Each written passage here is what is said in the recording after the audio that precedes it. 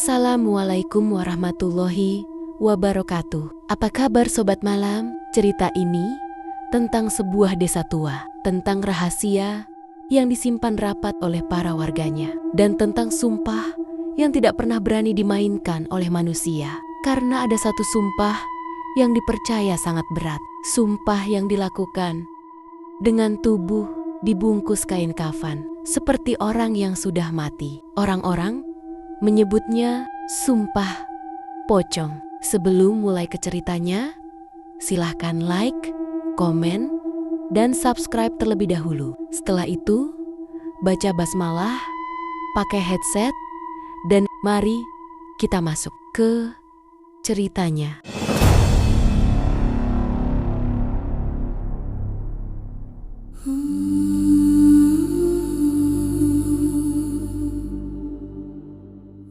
Desa Karangrejo adalah desa kecil yang berada cukup jauh dari jalan raya, dikelilingi sawah, kebun bambu, dan jalan tanah yang sepi. Ketika malam tiba, di desa itu kehidupan berjalan sederhana. Semua orang saling mengenal satu sama lain. Jika ada kabar kecil saja, biasanya seluruh desa akan langsung mengetahuinya. Namun, suatu pagi, desa Karangrejo tiba-tiba gempar oleh sebuah kabar yang tidak pernah mereka bayangkan sebelumnya. Uang kas musola desa yang selama ini dikumpulkan sedikit demi sedikit oleh warga, tiba-tiba hilang. Uang itu sebenarnya tidak terlalu banyak, tapi bagi warga Karangrejo, uang itu sangat berarti karena rencananya uang tersebut akan digunakan untuk memperbaiki musola tua yang sudah mulai rapuh. Beberapa hari sebelumnya, warga baru saja mengadakan pengajian besar. Setelah acara selesai, uang sumbangan dimasukkan ke dalam kotak kayu di dalam musola. Tidak ada yang menyangka ketika kotak itu dibuka keesokan harinya, uangnya sudah tidak ada, yang membuat warga semakin bingung. Pintu musola tidak rusak, jendela juga masih terkunci. Tidak ada tanda-tanda pencurian, seolah-olah orang yang mengambil uang itu memang memiliki akses untuk masuk ke dalam musola. Kabar itu langsung menyebar cepat ke seluruh desa. Beberapa warga mulai saling bertanya, siapa yang mungkin berani melakukan hal seperti itu? Karena bagi mereka, mencuri uang musola bukan hanya soal mencuri, tetapi juga soal melanggar sesuatu yang dianggap suci. Hari itu, suasana desa berubah. Orang-orang mulai saling mencurigai. Bisik-bisik mulai terdengar di warung, di jalan setapak, bahkan di depan rumah-rumah warga. Dan dari sekian banyak nama yang disebut-sebut, perlahan satu nama mulai sering terdengar di antara warga. Nama itu adalah Warto. Warto, seorang pria yang tinggal tidak jauh dari musola desa. Dan sejak hari itu, tanpa ia sadari, hidup Warto mulai berubah. Karena tuduhan yang awalnya hanya bisik-bisik, perlahan mulai berubah menjadi keyakinan banyak orang. Sejak uang musola itu hilang, suasana desa Karangrejo tidak pernah benar-benar tenang. Setiap orang mulai berbicara tentang kejadian itu. Di warung kopi kecil, dekat balai desa, di sawah, saat para petani beristirahat, bahkan di teras rumah ketika malam tiba. Semua orang membicarakan hal yang sama. Siapa yang berani mencuri uang musola? Awalnya hanya dugaan. Namun, suatu sore, seorang warga bernama Pak Darmo. Pak Darmo datang ke balai desa dan mengatakan sesuatu yang membuat suasana semakin panas. Pak Darmo mengaku melihat seseorang keluar dari musola pada malam sebelum uang itu hilang. Saat itu, ia baru pulang dari sawah. Langit sudah gelap dan jalanan desa hampir tidak ada orang. Ketika melewati halaman musola, ia melihat pintu musola sedikit terbuka dan dari dalam, seseorang keluar dengan langkah cepat. Pak Darmo tidak melihat dengan jelas wajah orang itu. Namun, dari bentuk tubuh dan cara jalannya, ia merasa sangat yakin mengenali orang tersebut. Orang itu adalah Warto. Kabar itu langsung menyebar ke seluruh desa.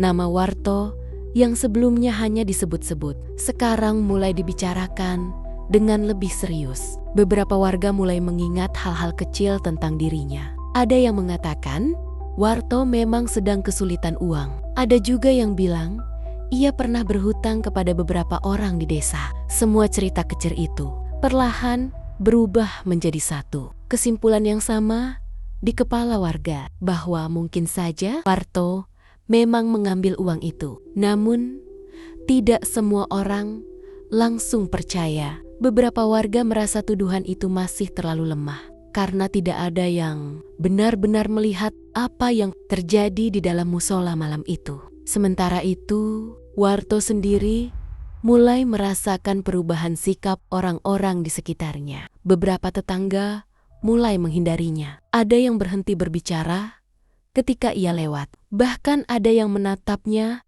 dengan pandangan curiga. Warto sebenarnya tidak tahu apa yang sedang terjadi. Sampai akhirnya, suatu malam ia dipanggil ke rumah kepala desa. Di sana sudah berkumpul beberapa tokoh desa. Dan malam itu, untuk pertama kalinya, Warto mendengar langsung tuduhan yang selama ini hanya beredar sebagai bisik-bisik, bahwa banyak orang mulai percaya dialah yang mengambil uang musola itu.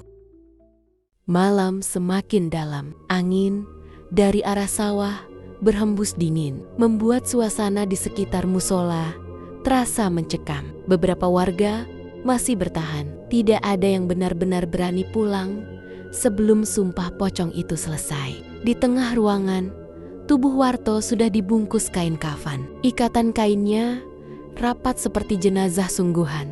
Hanya wajahnya saja yang masih terlihat pucat di bawah cahaya lampu minyak. Ustadz Hasan berdiri di sampingnya. Tangannya memegang kitab kecil, sementara matanya menatap Warto dengan tegas. "Sekarang kamu akan bersumpah," ucapnya pelan. "Jika kamu berdusta, maka laknat Allah akan datang kepadamu." Suasana langsung hening. Warto menelan ludah. Nafasnya mulai tidak teratur.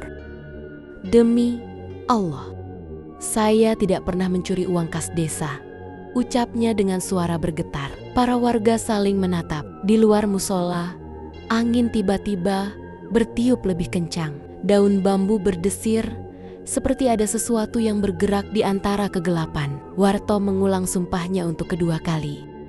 Namun ketika sumpah ketiga akan diucapkan, lampu minyak di dalam musola tiba-tiba padam. Ruangan langsung gelap gulita. Beberapa warga panik. Ada yang berteriak kecil. Ustadz Hasan mencoba menyalakan kembali lampu itu. Tetapi korek yang dibawanya seperti tidak mau menyala. Di tengah kegelapan itu, tiba-tiba terdengar suara kain bergesek. Sangat pelan, seperti ada sesuatu yang bergerak. "Ustadz," bisik seorang warga dengan suara gemetar. "Warto, tadi posisinya begitu?" Lampu menyala kembali.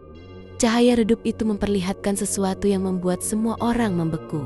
Tubuh Warto yang terbungkus kain kafan tidak lagi berada di posisi semula. Ikatan kakinya masih rapat, namun tubuhnya sekarang menghadap ke arah pintu musola. Padahal beberapa detik sebelumnya, semua orang yakin tubuh itu menghadap ke kiblat. Warto mulai menangis. "Astagfirullah, saya tidak bergerak. Demi Allah, saya tidak bergerak." Belum sempat siapapun menenangkan keadaan, dari arah belakang musola tiba-tiba terdengar suara lain. Duk, duk, duk. Seperti sesuatu sedang melompat. Pelan, berat, dan suara itu semakin mendekat ke arah pintu musola.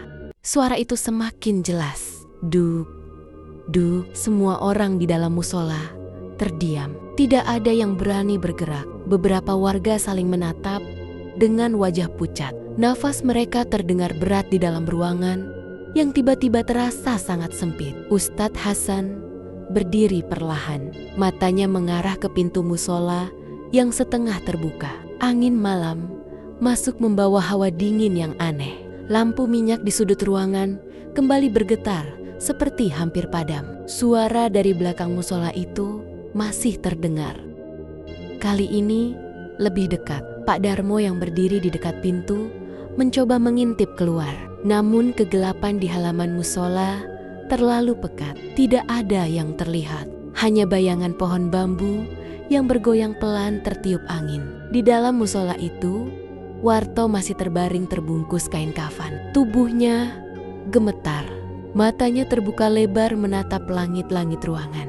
"Tolong buka ikatannya. Saya takut." Suaranya hampir seperti bisikan. Namun Ustadz Hasan menggeleng pelan. "Sumpahnya belum selesai. Jika kamu tidak bersalah, kamu tidak perlu takut." Tiba-tiba dari arah belakang musola terdengar suara sesuatu menyeret tanah. Sert, seperti kain yang diseret perlahan di atas pasir. Beberapa warga langsung mundur menjauh dari pintu. Pak Darmo yang masih berdiri di sana tiba-tiba menegang. Matanya menatap lurus ke halaman belakang musola. Wajahnya berubah pucat. "Ada apa, Pak?" bisik seseorang di belakangnya. Namun Pak Darmo tidak langsung menjawab. Beberapa detik kemudian, ia mundur perlahan sambil terus menatap ke arah yang sama. Suaranya keluar pelan. "Tadi ada yang berdiri di belakang musola." "Siapa?" Semua orang langsung bertanya hampir bersamaan. Pak Darmo menelan ludah. Wajahnya terlihat sangat ketakutan. "Saya tidak tahu siapa, tapi tubuhnya terbungkus kain putih seperti pocong. Dan sekarang semua orang di dalam musola baru menyadari sesuatu yang membuat bulu kuduk mereka berdiri. Tubuh Warto yang terbungkus kain kafan di tengah ruangan masih terbaring di sana. Namun jika yang dilihat Pak Darmo tadi benar, berarti di luar musola ada pocong lain yang sedang berdiri menghadap ke arah mereka. Suasana di dalam musola berubah menjadi sangat tegang. Tidak ada lagi yang berani berbicara keras. Semua orang hanya saling menatap dengan wajah pucat. Beberapa warga mulai membaca doa pelan-pelan. Ustadz Hasan mencoba menenangkan keadaan. Ia berdiri tegak di samping tubuh Warto yang masih terbungkus kain kafan. "Kita lanjutkan," sumpahnya. "Jangan ada yang panik." Namun sebelum ia melanjutkan, suara dari belakang musola kembali terdengar. Duk, duk, duk. Kali ini lebih keras. Seperti sesuatu melompat mendekati dinding musola. Beberapa warga langsung menjauh dari pintu. Ada yang hampir berlari keluar, namun segera ditahan oleh yang lain. Pak Darmo masih menatap ke arah halaman belakang dengan wajah tegang. Tadi sosok itu masih di sana. Ia tidak bergerak, hanya berdiri menghadap musola. Angin malam tiba-tiba berhembus lebih kuat. Lampu minyak kembali bergoyang. Bayangan orang-orang di dinding musola terlihat bergerak aneh. Di tengah suasana itu, tubuh Warto tiba-tiba menggeliat. Semua orang langsung menoleh. Kain kafan yang membungkus tubuhnya bergerak pelan. Warto mengerang pelan, seperti menahan sesuatu. Ustadz, saya takut." Suaranya keluar dengan napas terputus-putus. Ustadz Hasan segera berlutut di sampingnya. "Kamu harus tetap menyelesaikan sumpah ini. Jika kamu jujur, maka tidak akan terjadi apa-apa." Namun Warto justru mulai menangis. Tubuhnya gemetar, semakin keras. Lampu minyak tiba-tiba meredup. Ruangan kembali terasa sangat dingin. Lalu Warto berbisik dengan suara yang hampir tidak terdengar. "Ustadz, ada yang berdiri di belakang saya." Beberapa warga langsung menoleh ke arah belakang tubuh Warto. Namun tidak ada siapa-siapa, hanya dinding musola yang kosong. Tapi Warto terus menatap ke arah itu dengan mata yang sangat ketakutan. Ia mengguncang tubuhnya, mencoba melepaskan diri dari kain kafan. "Ustadz," dia mendekat. Belum sempat siapapun bergerak. Tiba-tiba dari luar musola terdengar suara benturan keras di pintu belakang. Pintu kayu tua itu bergetar, seolah ada sesuatu yang baru saja melompat tepat di depan pintu musola. Pintu belakang musola masih bergetar pelan setelah benturan keras itu. Semua orang membeku di tempatnya. Tidak ada yang berani bergerak mendekati pintu. Hanya suara napas warga yang terdengar berat Di dalam ruangan, Warto masih terbaring di lantai dengan tubuh terbungkus kain kafan. Dadanya naik turun cepat, matanya menatap lurus ke arah pintu belakang musola. Ustadz Hasan mencoba tetap tenang, meski wajahnya mulai tegang. Ia berdiri perlahan, lalu mengangkat lampu minyak lebih tinggi. Cahaya kuning redup menyapu ruangan dan jatuh tepat ke arah pintu kayu tua itu.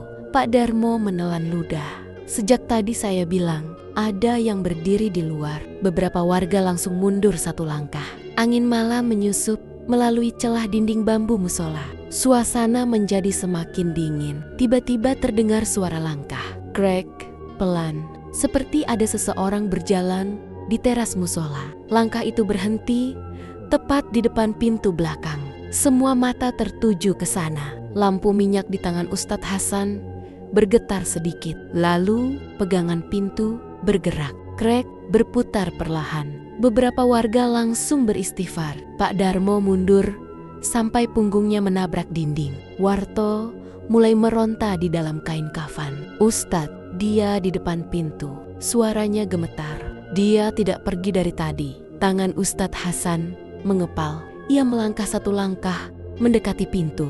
Jika ini hanya manusia, kita harus membukanya. Namun sebelum ia sempat menyentuh pintu, tiba-tiba dari celah bawah pintu terlihat bayangan kaki. Kaki itu tidak memakai sandal. Kulitnya pucat dan yang membuat semua orang merinding. Kaki itu tidak bergerak sama sekali, seolah seseorang berdiri di sana, diam, menunggu pintu itu dibuka. Semua orang masih menatap ke arah kaki pucat di bawah pintu. Tidak ada yang berani bergerak. Lampu minyak di tangan Ustadz Hasan bergoyang pelan karena tangannya mulai gemetar. Warto terus meronta di lantai. Tubuhnya menggeliat di dalam kain kafan seperti berusaha menjauh dari pintu. Ustadz, dia masih di sana. Suaranya semakin panik. Pak Darmo berbisik pelan, "Jangan dibuka Ustadz." Tapi Ustadz Hasan justru melangkah lebih dekat. "Jika ini manusia, kita harus tahu siapa." Ia berdiri tepat di depan pintu. Cahaya lampu minyak menyinari celah bawah pintu. Kaki pucat itu masih terlihat, diam, tidak bergerak sedikit pun. Ustadz Hasan menarik napas panjang. Bismillah. Tangannya perlahan memegang gagang pintu. Beberapa warga langsung menutup mata. Ada yang mulai membaca ayat kursi dengan suara bergetar. Lalu, krek, krek, pintu dibuka perlahan. Suara kayu tua berderit panjang memecah kesunyian. Cahaya lampu minyak menyapu keluar ke halaman belakang musola. Namun, tidak ada siapa-siapa di sana. Halaman kosong. Hanya tanah basah dan pohon pisang yang bergoyang tertiup angin malam. Pak Darmo langsung maju satu langkah. Tadi jelas ada yang berdiri di sini. Ia menunjuk tepat di depan pintu. Beberapa warga keluar melihat halaman. Tidak ada jejak kaki, tidak ada bayangan orang. Namun tiba-tiba dari dalam musola terdengar teriakan keras. "Ustadz!" Semua orang langsung menoleh ke belakang. Warto yang sejak tadi terbaring tiba-tiba duduk tegak. Kain kafan masih membungkus tubuhnya. Matanya terbuka lebar. Namun bukan itu yang membuat semua orang membeku. Tatapan mata Warto tidak lagi terlihat seperti dirinya. Matanya menatap ke arah pintu musola, ke arah halaman yang kosong. Lalu dengan suara berat yang bukan suaranya, Warto berkata pelan, "Kenapa kalian membukanya? Dia sudah masuk." Ucapan Warto membuat semua orang terdiam. Tidak ada yang langsung mengerti maksudnya. Ustadz Hasan yang masih berdiri di pintu perlahan menoleh ke dalam musola. "Apa maksudmu?" Namun Warto tidak langsung menjawab. Ia masih duduk tegak dengan tubuh terbungkus kain kafan. Nafasnya berat, matanya tidak berkedip sedikit pun. Tatapannya masih tertuju ke arah pintu yang sudah terbuka, seolah ia melihat sesuatu yang tidak dilihat oleh orang lain. Pak Darmo berbisik pelan, "Tutup pintunya Ustadz, cepat tutup pintunya." Ustadz Hasan segera menarik pintu kayu itu kembali. Krek, Krek, pintu tertutup dengan suara keras. Namun, anehnya, begitu pintu tertutup, lampu minyak di dalam musola tiba-tiba meredup, hampir padam. Ruangan menjadi sangat gelap. Beberapa warga langsung panik. Salah satu lampu bahkan padam sepenuhnya. Hanya tersisa satu lampu kecil di tangan Ustadz Hasan. Cahaya kuningnya bergetar lemah. Angin malam tidak lagi terasa masuk dari luar. Namun hawa di dalam musola justru terasa semakin dingin. Dingin yang aneh. Seperti ada sesuatu yang berdiri sangat dekat. Warto tiba-tiba tertawa pelan. Suara tawanya pelan, tapi membuat bulu kuduk semua orang berdiri. Pak Darmo langsung mundur. "Kenapa kamu tertawa?" Namun Warto tidak menjawab. Ia hanya menoleh perlahan ke arah pojok musola, sebuah pojok ruangan yang sejak tadi kosong. Lalu dengan suara pelan ia berbisik, "Dia ada di sana." Semua orang langsung menoleh ke arah yang sama. Pojok musola itu gelap, tidak ada siapa-siapa. Namun salah satu warga tiba-tiba berteriak, "Pak!" Bayangannya ada dua. Semua orang langsung melihat ke arah lantai. Cahaya lampu minyak memantulkan bayangan orang-orang di dinding musola. Tapi benar, bayangan yang jatuh di lantai tidak hanya milik mereka. Ada satu bayangan lain, tinggi, kurus, dan berdiri tepat di antara mereka. Suasana di dalam musola berubah menjadi sangat mencekam. Semua mata masih tertuju pada bayangan tinggi di dinding. Tidak ada yang berani bergerak. Pak Darmo bahkan hampir tidak berani bernapas. Ustadz Hasan memegang lampu minyak lebih erat. Cahayanya gemetar di tangannya. Warto masih duduk dengan tubuh terbungkus kain kafan. Matanya tidak lagi terlihat panik. Justru sekarang ia terlihat tenang. Lalu ia berbicara pelan. "Kalian mau tahu kenapa ini terjadi?" Tidak ada yang menjawab. Namun semua orang mendengarkan. Ustadz Hasan menatapnya tajam. "Jika kamu menyembunyikan sesuatu lebih baik, kamu katakan sekarang." Warto menundukkan kepala. Suasana menjadi sunyi beberapa detik. Kemudian ia mulai bicara dengan suara serak. "Saya tidak mencuri uang itu."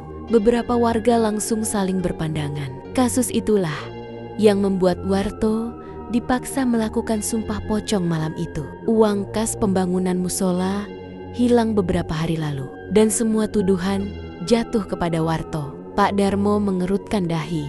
"Lalu siapa yang mengambilnya?" Warto perlahan mengangkat kepalanya. Matanya menatap satu persatu orang di dalam musola. "Saya memang tidak mencuri, tapi saya tahu siapa yang melakukannya." Ruangan menjadi semakin tegang. Ustadz Hasan mendekat satu langkah.